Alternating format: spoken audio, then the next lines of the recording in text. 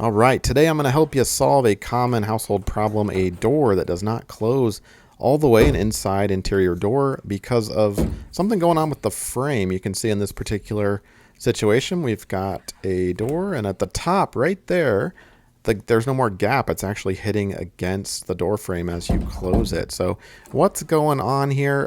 There could be a lot of different things. Obviously, the frame could be bent. Your house could be moving or foundation issues or something like that. But before you get into all this, I want you to maybe think about trying what worked for me, right? Now, obviously, your situation might be different, but look at this top hinge here. The side that is butting up against the door when you close it, right? That hinge is wiggly. So test out your hinges, because if you've got a wiggly hinge, it could be leaning. Your door could be actually pulling. The weight of the door could be pulling it. So you're going to test it by closing the door and kind of pushing to the left in this situation. Push it to the left, imagining that hinge is actually tight, and see if there's enough clearance then when you close the door, right? And in this case, that absolutely is true. The loose hinge over time and perhaps years or whatever has kind of allowed the door to lean to the right and therefore blocks the top. Now the hinges to the left or to the bottom are strong, but the top one is wiggly. So we're going to take off the door. This door has two different pins, one at the top, one at the bottom. And we're going to just undo the pins and remove the door so we can access the hinges.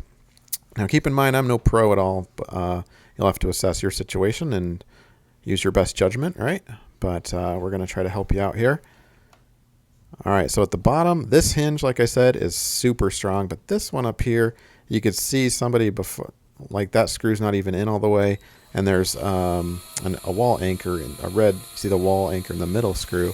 So we're going to back out all the screws here, and we're going to see maybe what's going on and why this thing isn't secure. Obviously, if it's not secure, there's an issue with the screws not biting. Maybe they're not thick enough. Look at that one just spin. So that one's clearly just in the hole, but it's not gripping or biting into anything. So we're going to look at these screws, and you can see here that one. Get a better angle. Sorry about that.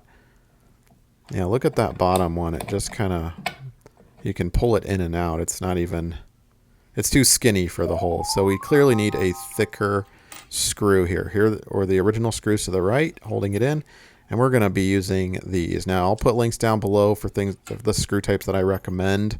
Again, this is not a pro setup at all, but basically longer deck screws, wood screws, or thicker ones. Now you don't want something with a head on the end of it, right?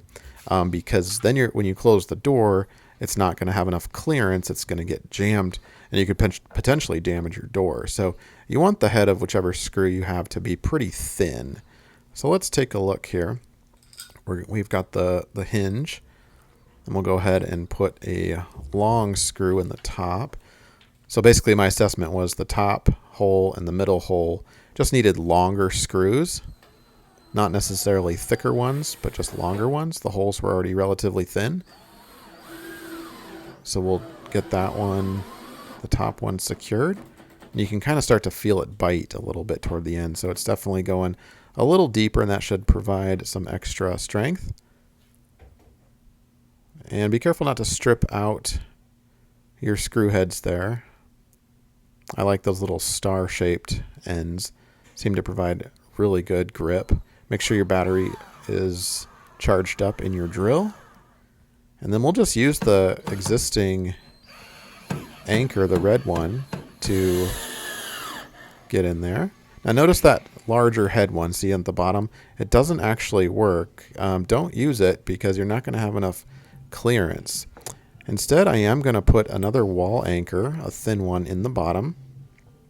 And I'm going to use because I just kind of grabbed some screws, whatever I had around the house, right?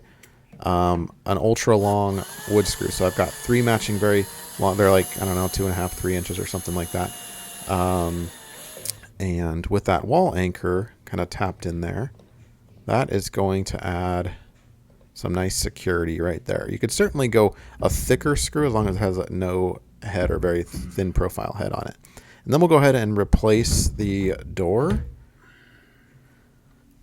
Try doing this with one hand here. Bear with me. We'll place the pins back in, the top and the bottom. Get that aligned. Got the top one in. There's the bottom one. We're going to test this out to make sure that solves the problem. If it doesn't, we're going to have to go a little deeper and maybe shave off part of that door while it's removed. Shave it off a little bit to get some more clearance, right? If it is indeed, you know, a framing issue or something. But in this case, that helped. That solved the problem. Let's test it again from the outside. Yep, perfect. There is now enough clearance. So that hinge needs to be kept super tight. Make sure you get the right screws, right? Make sure you anchor them correctly.